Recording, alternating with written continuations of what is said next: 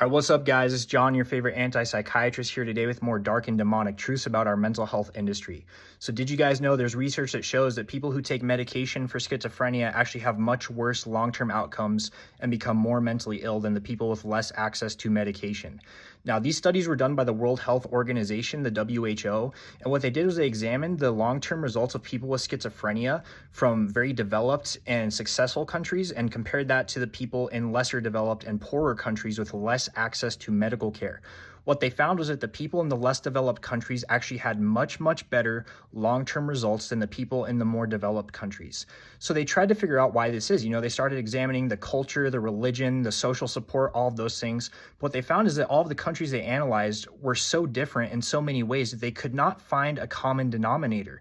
So the one thing that they found was that the people in the more developed and richer countries have much more access to the mental health care, and they're put on medications oftentimes for a very long period of time or even for their entire life.